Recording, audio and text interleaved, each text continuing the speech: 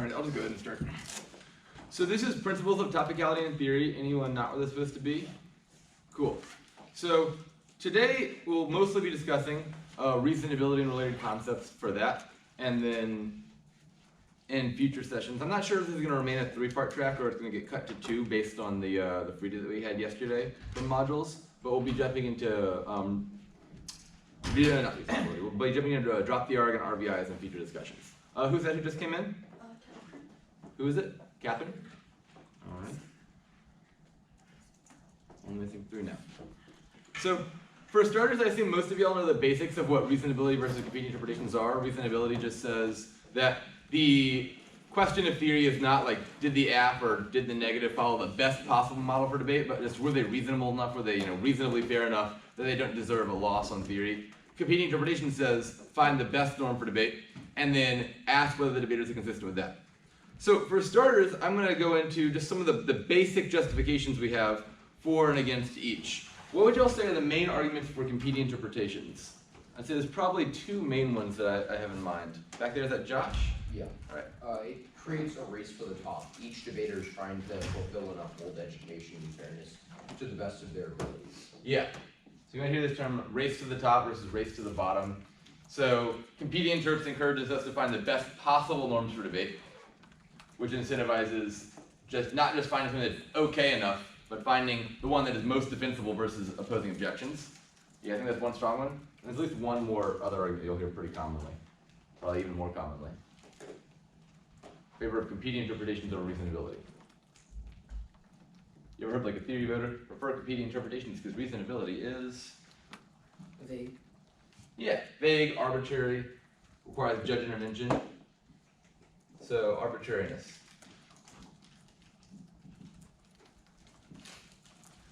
So set the best norm not just because we have an incentive to find the naturally best norm, but also because there's no clear threshold for exactly how reasonable is reasonable enough, right? This is probably the most common objection that in debate, one of the worst things you could do is require judge intervention, right? Because then you're taking the debate out of the hands of the debaters. So it'd be better to just resolve theory debates by allowing the debaters themselves to debate it out, rather than having the judge gut check at some arbitrary point. It could be doubly bad if you don't know exactly where the judge's threshold is for how fair is fair enough, right? You get rounds resolved on weird questions. The judge is like, I wasn't feeling it today. And you're like, oh, come on, I was winning the argument. And the judge is like, you weren't winning it enough, right? And if you don't have a clear threshold, there's obviously a potential problem with that, which is, feels frustrating and out of your control if the judge is just intervening in an argument and you don't know exactly how far it is.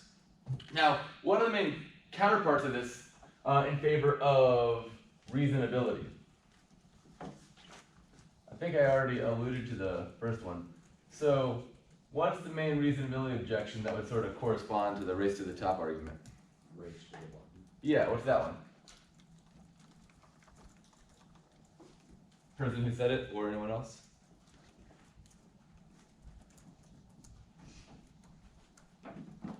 Something like this, right? Competing interpretations incentivizes you to find the best possible interpretation, but in a debate round, you're not necessarily a neutral arbiter of what the best possible interpretation is. You're the app or you're the neg, you're trying to win. So it also incentivizes people to try to find some sort of marginally better interpretation to just always one-up their opponent. So you just have this race to find the most frivolous, narrow, nitpicky theory arguments, and we have tons of minute theory debates over marginal differences in norms that never set a clear, coherent norm, just lead to lots of theory debates, etc. They're like, you used 11.5 size font, you need to use 12 point font. I've got a study saying that's like 2% better for readability, right? That sort of thing. So this is the counterpart that you usually see in favor of reasonability.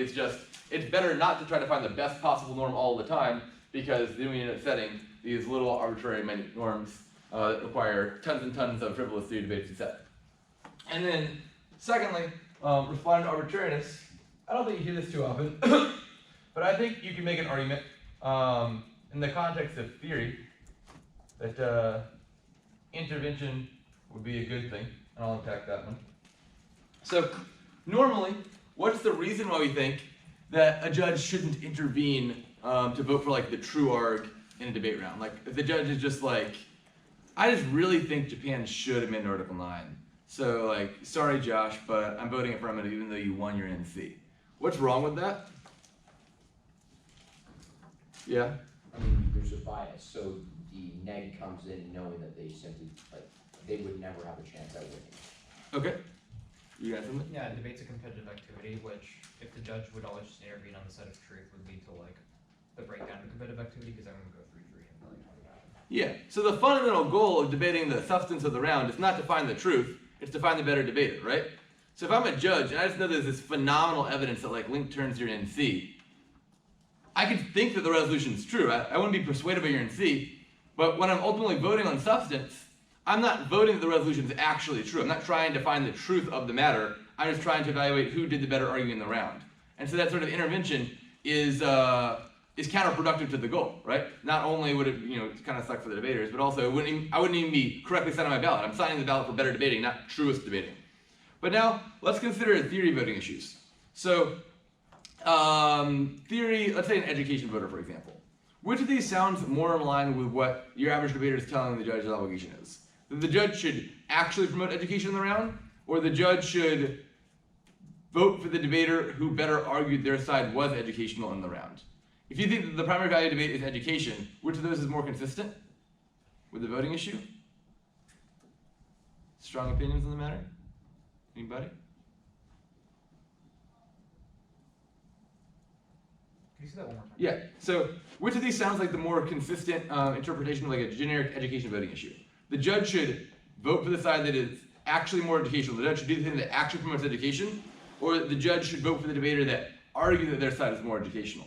If you thought the primary value of debate was education.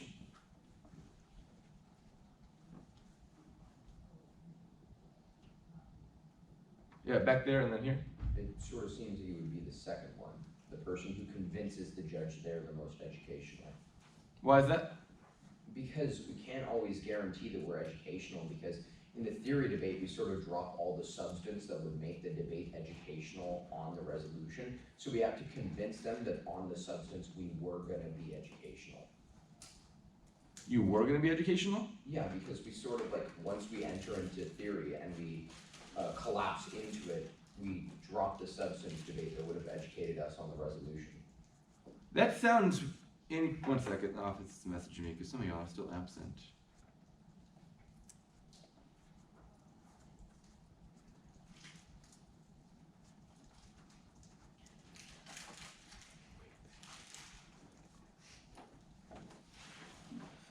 So, if you're reading theory and you're saying, I need to read this theory argument because there was an uneducational practice in the round, I imagine you're trying to convince the judge the opposite, right? That there wasn't education from substance, right? You would be saying like, oh yeah, the substance was super educational, I'm reading theory anyway, right? If your main argument for theory is education, that would sort of be counterproductive to your point. I thought it would be the first one, because even though the second one would argue that education is really important, that doesn't necessarily go for their side if they don't show like they have more education. Right. So like, think about the main sort of thesis level claim that a theory argument makes. Is theory saying something like this? Is it saying, the reason I'm reading Kondo bad is because the resolution resolved conditionality is bad? Is like the most fair and equitable resolution with the best division of ground for determining the better debater? Anyone ever heard someone make a theory argument like that? Like, the reason we should debate my interpretation is because this interpretation has the best division of ground. There's good arguments for Kondo good, there's good arguments for Kondo bad, there's plenty of research on both sides, so we should just debate this instead of resolution. I don't think I've ever heard that. What's the normal reason people give for theory coming prior to substance, or theory being the more important issue to debate rather than the substance? Come on, y'all have heard theory before. In the back there. We can't debate substance if the round's unfair or there's abuse in the round. Yeah, exactly. So theory arguments don't purport to be like the best thing to debate about, right? They're not saying we really, really want to have tons of conditionality debates. They're just saying it's sort of like a regrettable necessity, right? Substance was skewed, so we need to resolve this first. And so it makes a different claim on the ballot than substance does, right? The reason the judge is voting for a substantive argument is because they think that the topic is a good litmus test for determining who the better debater was, right? Japan amending Article 9, that's a fair playing field. There's good arguments for both sides, and both people should be expected to research. The judge votes for the after the neg because they better prove their side of the best litmus test for determining the better debating.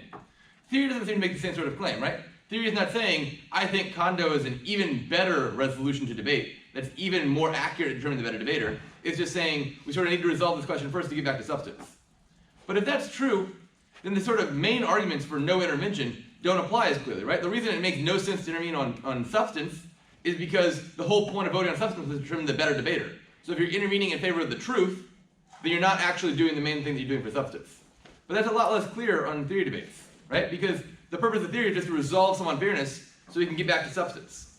And so if that's the case, if you think that your obligation as a judge is to resolve some sort of actual unfairness or uneducational activity in the round, then there might be a better argument for determining the actual truth of the matter rather than the better debating of the matter.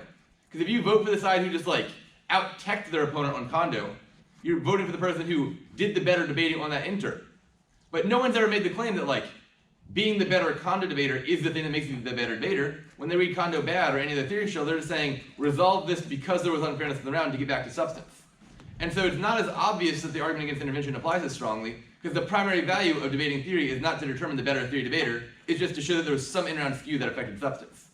And so you could, I think, validly make the argument that the reason why we don't just like gut check against Diaz, but you could gut checking against frivolous theory, is because the main goal of theory is not to determine the better debater via theory, it's just to resolve some actual in-round unfairness or lack of education in the round so we can get back to substance. And so I think that's at least a plausible argument for sort of the classical conception of reasonability, which is just like, come on, good is good enough. If there wasn't a huge skew, don't vote for this. Because if you think that the judge's primary obligation is fairness or education, that's different than the judge's primary obligation to be evaluating whether a debater was better at claiming they were fair or educational, right? If the I don't know, some school that's like really good at frivolous theory just like techs you out on proving that they are more educational, that doesn't mean they're actually educational. So the claim is the judge should do the thing that maximizes education, that's not necessarily coextensive with voting for the person who argued they were more maximally educational in the round. And of course, obviously, as I come back to this, like probably the main rejoinder you can make for competing interpretations is, yeah, but sort of like the dialogical process of the debate, allowing people to argue for both sides, is, even if it's not intrinsically good, even if we're not doing it because that thing is the litmus test of the truth of the resolution, still sort of pragmatically good because having like an argument in a process is the best way to come to the best norms, right? Sort of like the arguments for the adversarial processes in courts, right? Allowing each side to argue their side might just instrumentally be the best way to determine the truest norms. All right, so these are probably the main two sort of arguments in favor of the main two conceptions of reasonability versus competing interpretations. You have on the one side competing interprets, on the other side reasonability. But I think LD has in recent years sort of strayed into other concepts of reasonability. Can someone give me an alternative to just like sort of gut check fair is fair enough that you've heard in a reasonability debate? Anybody? Yeah, over here. Some people will make just some sort of bright line to avoid the common answer. Like usually I feel like they're really arbitrary and silly, but some people will do it. Yeah. So the next thing we're going to cover is bright lines for reasonability. So this is probably like the main argue here for competing interps. People find it very persuasive, right? Who wants an arbitrary theory norm? So it'd be better to resolve the debate in a non-arbitrary fashion. So the thing that I think has come up probably in like the last 5 years or so is people trying to defend reasonability. One second, I got another message for this. It's not very important. So people trying to defend reasonability will come up with a bright line. That is some sort of threshold that they think is non-arbitrary for deciding when something is reasonable enough. Anyone ever heard one of these? If you just want to like throw out anything that you've heard in debate rounds, an example of like a bright line that shows that you were reasonable. Anyone ever heard one of these in any rounds? They're still relatively common. It makes me happy that none of y'all have heard them before, because I will suggest that they're bad arguments in a second. Alright, so like, here's some examples, right? They'll say like, well look, as long as my affirmative case had link turn ground and impact turn ground, right, you could turn it in any level, that's enough for it to be fair. Or as long as I like disclosed what the affirmative was, and there's like some solvency I could for it in the literature, that's enough to prove that it's fair. Something like that. They'll say, here's a bright line. I did these things, and the combination of all these things is sufficient to prove that my thing was debatable enough that it's reasonable. So, I think the problem with this is that it doesn't really get any of the advantages of reasonability, and only the disadvantages. Because if you're establishing some sort of formal bright line, then you still have the responsibility of debating exactly what that bright line is, which ends up lapsing back into the competing interpretations debate, right? Why is that the best bright line? Can the negative not just show a marginally better bright line?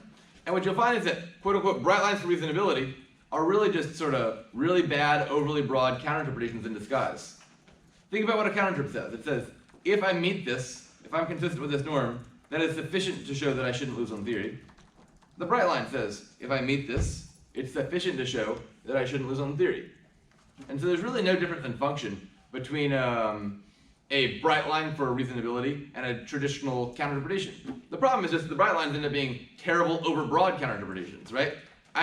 Anything that can be link-turned or impact-turned is fair. Obviously not, right? Like, pretty much any topic. Think about any topic in the history of LD had link-turned ground and impact-turned ground. Does that mean that you could read any app in the history of Lincoln-Douglas debate and that would be a fair basis for debate? No, certainly not, right? It doesn't resolve every other issue, like the amount of educational value in the round, or the predictability of that ground, or the quality of that ground, right? All it just asserts is that it technically exists. Or you add in something like, it was disclosed and it had a solvency advocate, which basically just means like, find something somewhere on the internet and post it online and then they have to debate you on it, right? Again, pretty functionally limitless. So when you consider the diversity of all relevant theory considerations, right, like fairness and education, fairness could incorporate quality of ground, amount of ground, limits, things like that, predictability. Education include different aspects like philosophical or political education, critical education, and so forth. Is any one bright line that's like, you can link turn it, ever going to really be sufficient to show that everything that meets that bright line is fair? Probably not. And so you usually want a much more specific bright line, but then that just ends up being your counter-interpretation in the first place. So I find these arguments to be somewhat silly and bad. And I think the correct answer to them is just, yeah, it devolves to competing interpretations. You're just asserting a counter, you're just asserting a really, really bad one. Any other questions on reasonability bright lines? All right, cool. Yeah. This is unrelated, but I think you didn't check me off for attendance. Oh, did you come in just recently? No. Give me your name. Tommy. All right, I got you now. Anyone else just come in recently? Neha. All right, and who else? Okay, see ya. All right. Do we have Zeke yet? Yeah, Where's Zeke? right here. All right. I missed you guys really fast.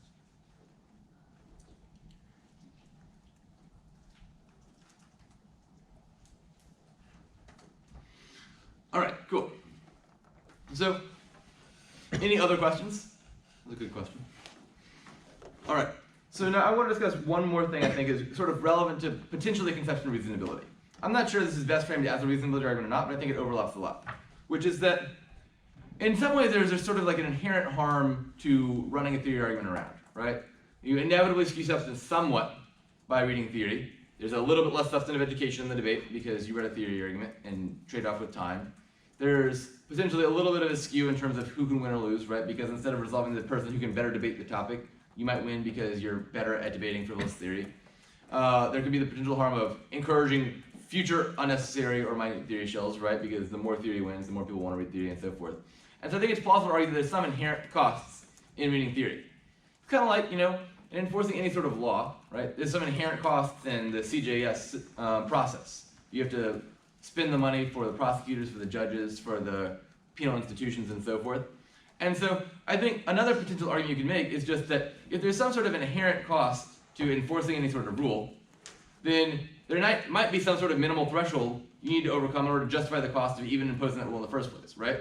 Like if it costs like a few $100s to enforce like a penalty on someone who was like $1 off on their taxes, right? It might not be worth it, right? Even if you collect the extra $1 100% of the time, then if you're spending a few $100s every single time, it could end up being not worth the while.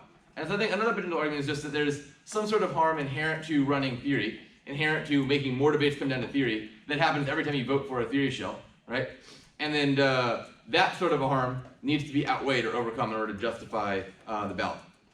And sort of resolves, I guess, to some degree the arbitrariness problem, because the question of how bad you need to be is just the question of like, how bad do we inherently think having one more round on theory is instead of substance?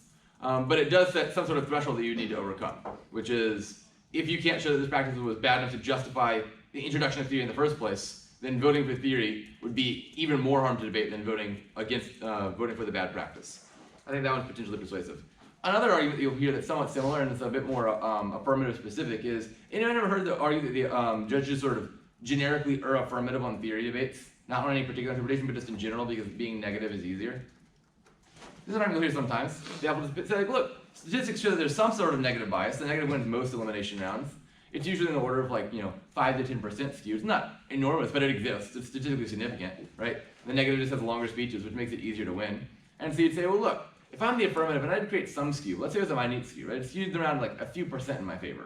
So instead of having a 55% negative win rate, I created a 3% skew, and now there's like a 52% negative win rate. Have I made the round net more unfair? No. And so this is another common argument we hear from the affirmative specifically is just, also if you're trying to show that there was some sort of abuse from the affirmative and you're negative, you might want to say, well look, even if the app did something that was a little bit unfair, it's actually moving sort of back towards equity, right? The round is net more fair now because I did something that sort of skews the substance a little bit to account for the innate side bias from the negative. And you'll hear that argument a lot. And specifically, I think about it like this. Let's say, for example, the app showed there was a 5% negative bias, right? That the round was skewed 55-45 in the neg's favor. So how much skew would the app have to cause before it was net more unfair than a quote-unquote fair round with no bias? 6%? All right, so let's say there's a 6% skew. So we go from 55% down to 49% negative win rate. Is a 49-51% win rate more unfair than a 55-45% win rate? No. In fact, it might be pretty big, right? You need to show like an 11% skew. That went from 55 down to like 44, right? And now you have a net larger skew. And so I think that argument is particularly strong insofar that it sets the sort of threshold for the magnitude of abuse pretty high, which is that you can show a big skew against you as the affirmative, that you can say, anything more minor than essentially kind of double that net skew would actually be moving around closer towards equity. Now I think the weakness of this argument is probably that it's just so incredibly broad, right? It just says there's some inherent skew, so we need to do something to resolve it. And then the affirmative will always sort of situationally leverage it to be about the thing that the negative actually brought up in the round. Like, oh, what's a good example? Like, you had a plan that was too narrow, right? And that was the thing that was unfair. You didn't specify enough, and that was the thing that was unfair. And so they have to this is like the one thing I needed to do to compensate for time skew. I think it's the negative thing you could say is like, even if you think that accounting for time skew is good, maybe that this is not the particular way to do it, right? That there could be other things that you are affirmative on, and the affirmative lacks any sort of warrant for why this particular thing is key. And you might want to say, here's something else that is a more appropriate measure to balance out affirmative negative time skew. And you just pick like any other norm that could be interpreted to be plausibly affirmative negative leaning. You say this sort of norm would resolve time skew better. So I think that's usually the weakness of this argument, is that although in an absolute sense it's got a pretty good threshold, it often lacks a warrant for why that particular thing is good at establishing that threshold. Somewhat relatedly, I want to discuss the concept of very specific interpretations. So, anyone ever seen these sort of combination interpretations where the debater is just like, look, you can read a conditional counterplan and you can read a plan-inclusive counterplan, but you can't read a conditional plan-inclusive counterplan. Or they'll say you can read theory, you can deny that the app gets RBIs, and you can read multiple shells, but you can't read theory that denies RBIs, has competing interps, and you read multiple shells. Anyone see interpretations like this? Josh? Is that like a multi-plane? Yeah, exactly. You have a multi-plane interpretation that's we have to do all these things. So, anyone have strong thoughts on whether these are sort of strategic or unstrategic, good or bad practices? I've got a bunch of theory shells I want to read. I just want to combine them into one big multi-plane interpretation. Do we have thoughts on them? Yeah. Yeah, they're really dumb because they're massively arbitrary. There's almost never a good, unique abuse story. Sometimes there is. I think conditional picks, you can make an argument. Most of the time it's just you did two bad things, what if I switch them together? Yeah. I think the arbitrariness problem is particularly poignant here.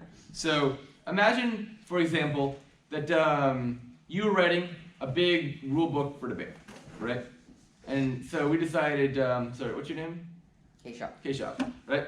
So we're writing, we just decided that we've had too many theory debates in LD, and we don't want to deal with theory anymore. So we all collectively as a community deputized K-Shop to write us the book of theory rules for debate. And he said, rather than debating it round after round, we're just going to have K-Shop sit down, come up with all the correct theory rules and none of the incorrect ones, and we're just going to follow those rules. So what would that book look like, K-Shop? What do you have in that book? I don't know. I guess, I don't think it would be a good guideline. You don't trust yourself? No, I don't. Alright, who else would you deputize then? Someone else? Yeah. Gordy, we'll deputize Gordy, right? So Gordy's gonna write the rule book of debate for us, right? What would it look like, Gordy? I guess it's pretty Just be fair. I'll come back to that one in a second. But at the very least, it's probably not going to look like this. I don't think Keshav or Gordy or anyone is going to sit down and write this like 1,000-page manual, right, with a ton of arcane instructions, right? Like, all right, did you read a conditional counterplan? If yes, flip to page 288. All right, was it a plan-inclusive counterplan? If yes, flip to 289. Was there also topicality in the NC? If yes, determine whether there was also a critique. If yes, decide whether or not there was sufficient link and impact turn ground. If no, then it's unfair, right? That sort of thing. Imagine like every single rule had these like 5, 6, 7 steps. You'd evaluate every combination of things. Would that be a very good rule book for debate? Probably not, right? Some aspect of having rules for the activity relies on them to be predictable and knowable by the people participating. A rule book that's too convoluted or arcane to even be consistently predictable is going to have a problem of essentially nobody can follow it, right? It defeats its own purpose of it doesn't set clear norms. And so I think one of the big problems with these sort of hyper-specific rules is that they set an impossible burden to meet, right? You can't punish someone for not knowing a system of rules that was too arcane to possibly know. And so I think there's just something sort of inherently bad about a rule that imposes some arcane specific practice. Like you must do this exact combination of things. Because what you're essentially saying is like the rules would be written in such a convoluted bureaucratic way that they would defeat the purpose of rules. People wouldn't know what they were. People would be deterred from doing debate in the first place if we had this arcane system of rules that you had to learn like thousands of before you could even participate. Or learn every possible combination that people are going to read, right? And that seems like a sort of ridiculous, and additionally sort of impossible to prove, right? It's like, how do you evaluate like every single one of those combinations and determine the exact combinations that are good or bad? It'd be much better to have a simpler set of rules, like just decide in general whether conditionality is good or bad, decide in general whether plan-inclusive counterplans are good or bad, and have a much smaller rule book that people can predictably cohere with. And so I think one of the big problems with these sorts of hyper-specific interpretations is that they can't possibly set a coherent norm for debate. They do the exact opposite. They set a norm that rules are unpredictable and unmeetable, which ultimately is sort of self-defeating if you think about the purpose of theory. But the exact opposite is not necessarily the case either. I think what people are kind of doing when they're reading these hyper-specific rules is, in some ways, sort of the exact opposite of what it sounds like. What they're really trying to do is sort of just be like, evaluate like every round on a case-by-case basis. Just decide like whether this thing was fair or whether this thing was unfair, right? And then if this one and C just seemed too unfair, we should reject it. Or if this AC seemed too unfair, then we should reject it. And they're saying like, I'm not necessarily saying that like this is a norm or anything. I'm not saying the rule book should have all these different things. I'm just saying they did all these things in this round and sort of decide whether like this particular practice is unfair. In a way that sort of devolves down to Gordy's rule, which is just like, rule, be fair, right? So is that a good rule? Could we just like maximize the simplicity of the rules, skip all the particulars, and just say always be fair? Would that be the fairest rule for debate? Maximize fairness? You're saying yeah? Anyone disagree? Is that a hand up, Josh? Would there be another rule that says we should maximize education? Sure, let's say we want to maximize fairness and education, so we just say maximize fairness, maximize education. Only two rules of debate. Is that a good rule to follow? Well, no, because that's, like, what does that mean? You would inevitably have to make sub-rules to kind of link back to those things, which brings us into the same problem of constant race to the bottom. Yeah. So like imagine society worked like this. Imagine we were trying to set a system of rules for society, right? We're going to set our legal code. And we're like, for the moment, let's say we're just all utilitarians, and we just want to maximize societal welfare, right? We just want to do the greatest good for the greatest number. And so we say, what's the best legal code for maximizing utility? I know, let's just scrap the entire legal code and replace it with rule number 1, maximize utility. Rule number 2, follow rule number 1, right? So you maximize utility, you're good. You don't maximize utility, you're bad. Is that the best legal code if our goal is to maximize utility? Just like imagine a society where that was the rule. Would that be like a great place to live in? I think probably not. It'd be pretty dystopian, right? How would you know what rules are going to be enforced and when? How do you know the utility maximizing speed to drive and the one that the cop's not going to pull you over for? How do you know the utility maximizing like amount of money to donate to charity or the utility maximizing amount of time to spend on leisure time activities and so forth, right? It'd be kind of impossible to have coherent norms as a society in a world where there's no consistent set of rules, just one rule of just like always do the best thing possible or always do the most educational thing possible. The entire CJS would kind of feel pretty wonky, right? Imagine the judge was just like, I don't necessarily think you were guilty of this thing, but I know that a lot of people think you were guilty, so I'm going to convict you anyway, because the deterrent value of putting you in jail is going to outweigh the harm to you, right? Well, I'll deter like 5 crimes for punishing one innocent person, so we'll do that anyway. Yeah, Josh? So like, if there was a rule that said we would maximize fairness, couldn't we justify just sort of scrapping debate? Because the idea that we should put an experienced person against an unexperienced person is like unfair, and should we just flip a coin, have someone call it, and choose the winner? That's a good question. I'll come back to that in a little while. That's not the point I'm getting at, but that is a good point that we'll cover later in this lecture. But point being is, even if your goal is to maximize utility, just having just one rule of maximize utility all the time meet that? No, it seems to fail pretty horribly, right? So even if you were trying to maximize utility in society, you might want to have certain procedures in place, like rules like don't murder, and must pay your taxes, and so forth, and explicit speed limits. You don't have to say like, drive the utility maximizing speed, and the cop pulls you over and they're like, all right, how badly did you need to get to your destination? You're like, I need to go to the dentist. They're like, okay, that's kind of a good reason, but it's not like a super good reason, so you spend too much for that, right? That'd be a much worse society to live in. You'd rather have a simple, consistent set of rules that everyone knows is consistently applied and followed, and that society would probably be a better one in terms of making everyone happy than one in which we just follow the rule of maximizing utility all the time, right? So you might think the same thing about fairness in education. If you just thought every round was this sort of situational referendum on like, did this particular practice seem fair or educational, you might have the same sort of problem of that also doesn't set coherent rules for debate, right? No one knows what norms to expect if every round is just like a case-by-case judgment of was my thing fair or educational.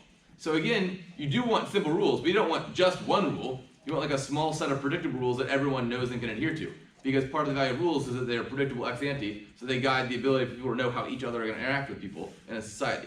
And so, I think for the purpose of setting interpretation, if you sort of want to interpret that as clear enough to be a rule, but not super specific to the point that it's this arcane set of bureaucratic rules, then you couldn't know it either. And it's relevant to a lot of hyper-specific theory interpretations.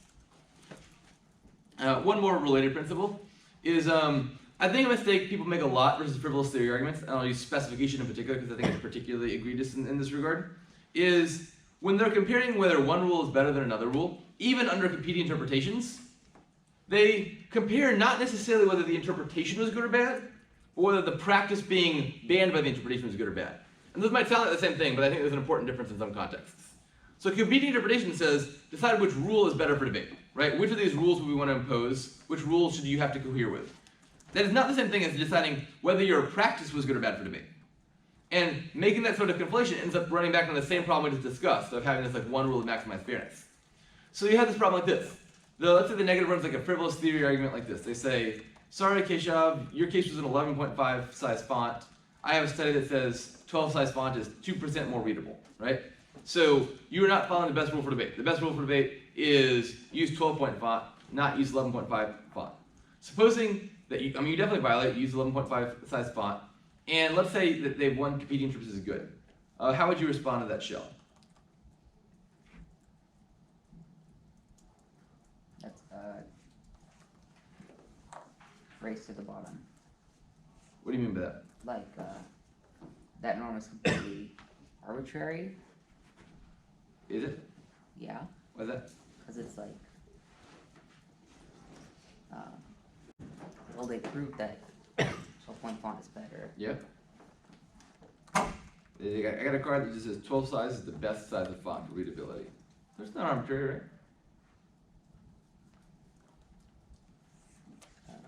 right? Here's how I think most people are going to respond, and I think this is the sort of trap a lot of like frivolous arguments like spec end up getting you into. Is they're going to be like, all right, you have competing interpretations, and I violate. What do I need to do? Counter-interpret, 11.5 size font, and then they get into this debate about like 11.5 versus 12. I'm like, you could win that. I don't necessarily have a strong opinion on whether 11.5 size font is better than 12. It's not an unwinnable debate. But at the very least, it seems close on both sides, right? 11.5 versus 12 seems pretty debatable either way, so that could go either way. And if anything, I'd probably give the favor to the side that's reading the show, right? Because they're the ones who prepared that and read it. You're the one responding on the fly. So then they probably have an advantage. But does must use 12 size font theory sound like something that should be at least 50-50, if not greater than 50 chance of winning? Probably not. So where does this go awry? The problem is that people sort of conflate comparing the interpretations for debate with comparing the practices being prohibited. And so you don't want to say, all right, I have to debate whether 11.5 is better than 12, and if I lose at 12 is better than 11.5, I lose. What you really are debating is this. What you're really debating is a rule, a system of debate where we have the rule of must use 12-point font is better than a system of debate where we don't have that rule, right? And so there's a lot of offense that usually sort of gets overlooked when people are responding to theory. the opposite can just be setting really shitty hyper-specific rules is bad for debate, right? It creates a more unpredictable, arcane set of norms for the activity, which makes it hard to be consistent, scares people away from the activity, and so forth.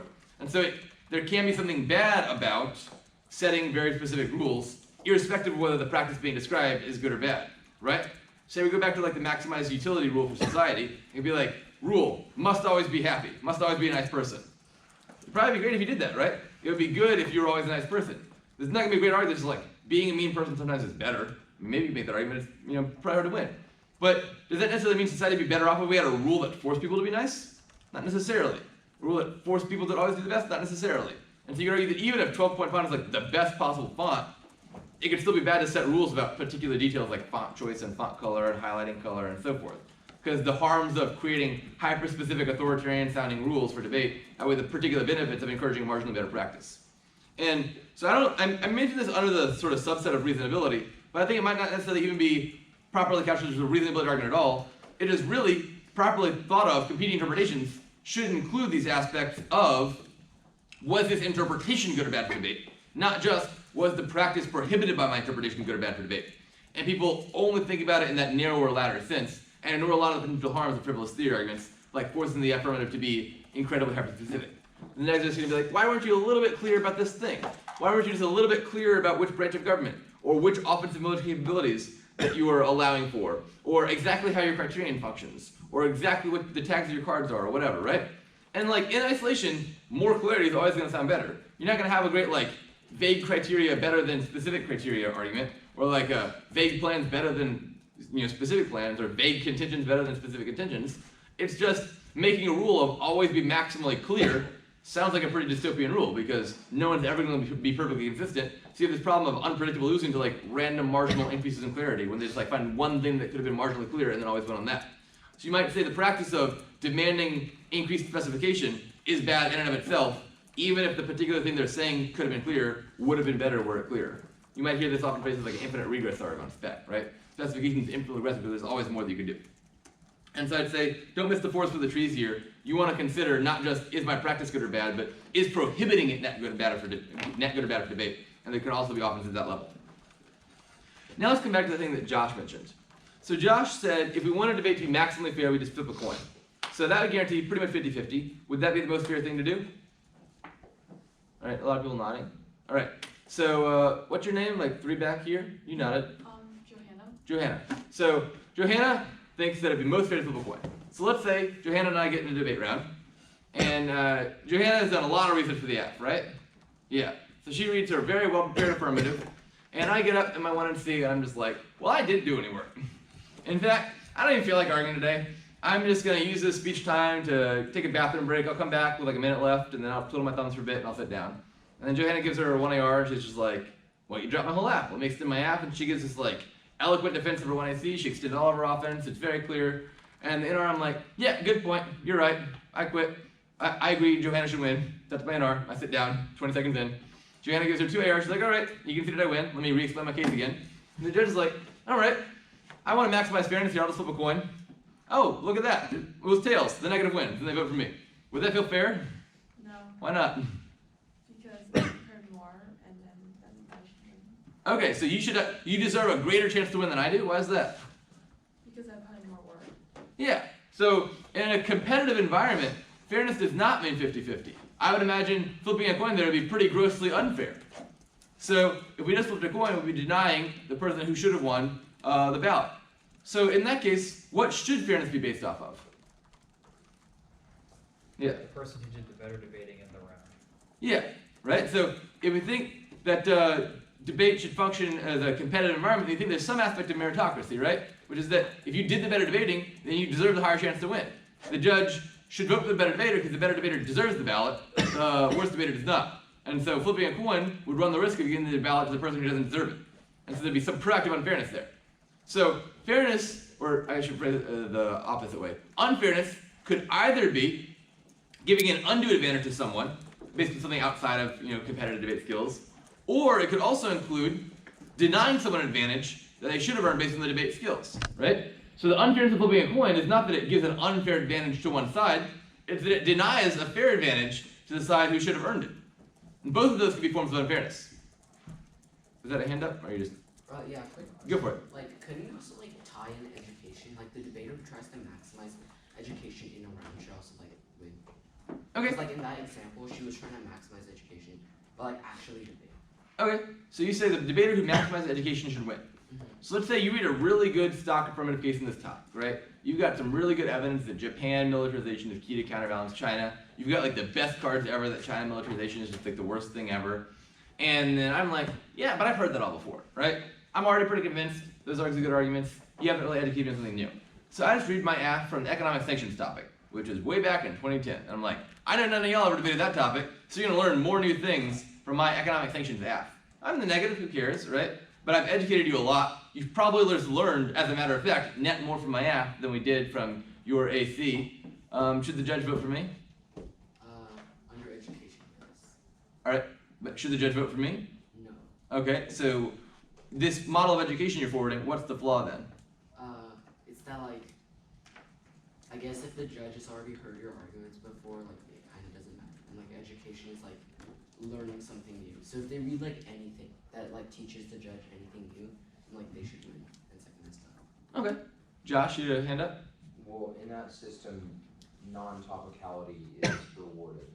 The idea that you can read anything basically creates an unfair debate, which skews a bunch of the values and standards. Sure. So it would reward non-topical laughs, but if I only care about education, why is that a bad thing? Go ahead. Yeah, I think the idea of education is like I opened what are those things? Encyclopedia, and I like read 12 articles. I should win. It's kind of simplistic. I think the best education that comes from debate is from argumentative skills that we learn, and the research and learning about the research process that goes in beforehand. So it would seem that, like a debater reading the economic sanctions app would be discouraging that in-depth clash, which kind of kills our education overall. All right. Yeah. So one potentially good argument is that the education comes from the debate itself, right? And so setting a rule of just like say the most educational thing possible would end up being self-defeating, right? If we want education, we should set up a set of rules that allows debate to happen because the educationally valued debate comes from debate. But now, let's suppose, for example, I just said like I did read an affirmative case in the neg that was just like so new and so something you never heard before that you net got more education from that negative than you would have from one round worth of clash. Would that be enough to justify voting negative? I gotta just like learning about economic sanctions is super, super important, and you're gonna get a lot of clash over the course of the topic, but you're only gonna get one round on economic sanctions. So does that justify voting negative in this debate? I don't think so, because I mean, the entire point of theory, right, is that it's about like setting good norms. If debate is a rule book, then you kind of have to, you can't view individual rounds in sort of a isolated vacuum, but instead is this a generally okay model? And I would feel more than comfortable both with the idea that like just reading whatever you want is bad, and that the person who does that should lose because it would kill like the entire round. Yeah, I think this goes back to the questions of norms we were saying a second ago, which is we don't want to evaluate every round on a case-by-case basis for the purpose of fairness. We don't want to do that for education either. Debate would not be a very educational place if every round just came down to prove you educated us the most, right? You just have people reading non-responsive oratories, and then you wouldn't actually have the main value debate, which is the clash aspect involved. And you might say, well, I'm the exception. I have this one case that is super, super important. Everyone else is going to give you topical clash, so let's just have this one round where I teach you about economic sanctions or whatever other pet issue that I like. But if I did that, what's the problem then? Is if I can get away with that rule, right? Anyone else can make the same argument in any other round. Everyone's going to say, get topical clash in all the other rounds. In this particular round, discuss my economic sanctions app, right? And so if you want a system of rules to work, you can't evaluate it on a case-by-case basis. Otherwise, you wouldn't have a system of rules at all. And so you might want to say, it's better to follow consistently, albeit slightly suboptimal rule of always debate the topic rather than debate the topic unless it's something else more educational and then debate that, because everyone will sort of situationally exploit the loophole and then use that to justify their own more educational thing. And we don't all agree on what's the maximally educational topic, then we're not going to debate the same topic at all, and we never get the clash that we think is important for debate, critical thinking aspects. So I would say it does seem pretty perverse to ever think of education as a sort of direct reason to affirm or reject an argument, right? This one particular argument was like too educational or too uneducational, right? Because that requires very case-by-case judgments. And judgments about like what thing is super educational are kind of arbitrary, right? Like yeah, it might not be educational for you to learn about Japanese constitutional law, but maybe if I'm going to be an international legal scholar, it's super valuable to me. And maybe you're going to be like I don't know, some random occupation. You're going to be like, I just really want to learn about like potato farming. And so you read your potato farming app, you're like, this is super important to me as a farmer. And then I say, yeah, but I'm not going to be a farmer, it's not useful to me, right? Education is also subjective in terms of which individual gets what.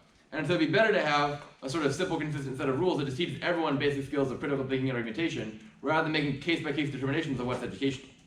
And so it does seem wrong to me to think of education sort of directly as a voting issue in the sense of rejecting an argument for not being educational enough. That seems like a mistake. I think education probably comes in at the sort of meta level of, we said a second ago that fairness is about relevant debate skills, right? You might want to think about education in terms of deciding which skills are relevant skills for debate, right? We could have a competitive activity that prioritizes different skills, and so you might think that things like argumentation, critical thinking, research are relevant debate skills because they're educational skills that we want to inculcate. So we should conceive of fairness as those are the relevant skills for debate, right? And so you might use education to inform which things count in favor of fairness and which things don't. We have a few minutes left, so do you all have any questions about anything else that we've discussed? Otherwise, I have like one more small topic that we could cover. But I want to give you all time for questions if you want to have any questions about reasonability or anything else we've covered today.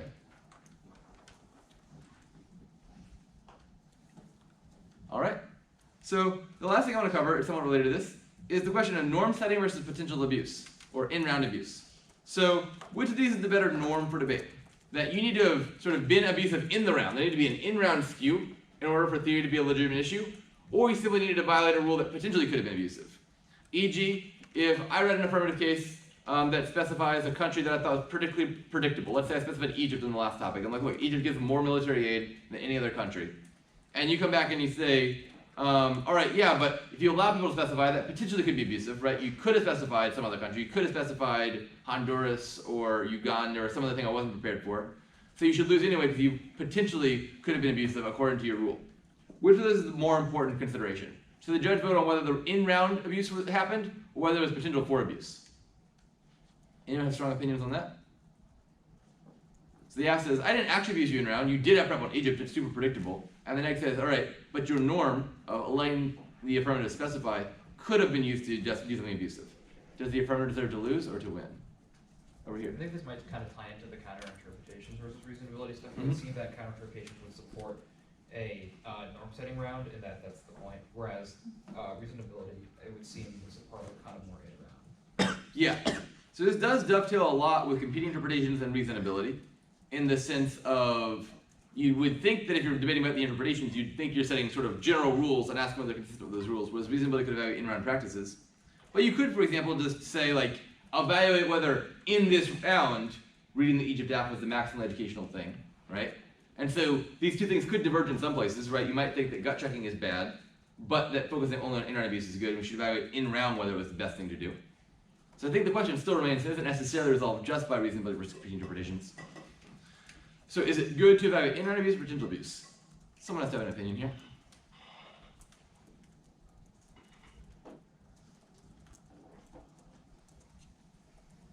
All right, Josh?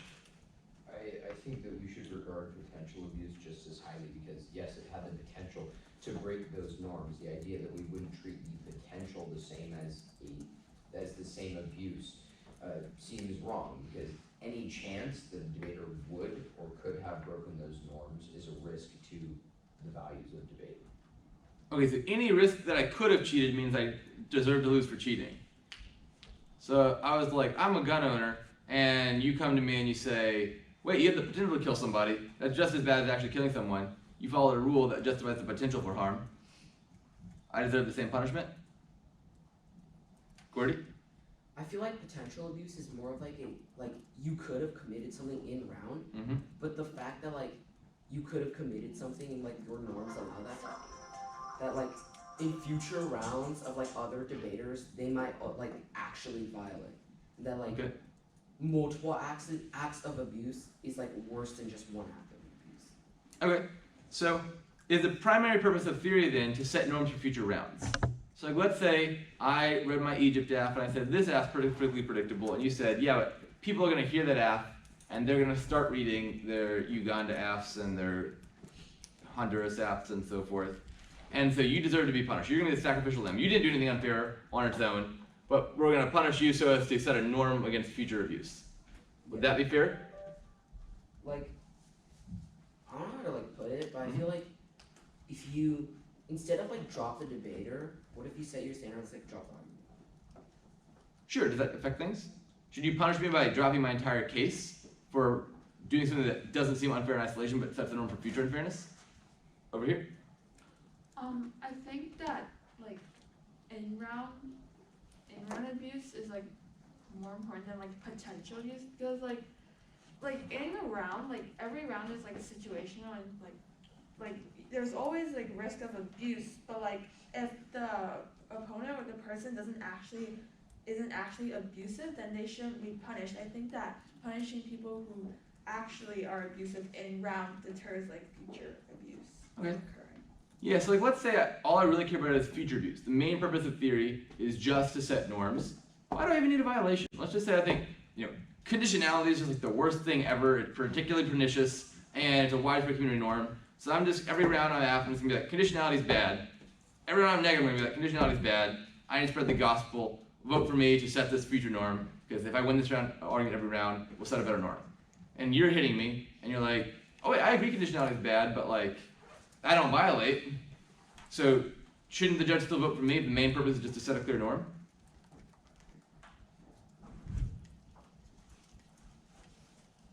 What do you think? Because you said the main purpose is not the in-round question, it's just like, does it set norms for future rounds? I tried a theory with no violation, you didn't violate it, but I'm setting a good norm for the future, shouldn't I win? I'm maximizing long-term fairness in education.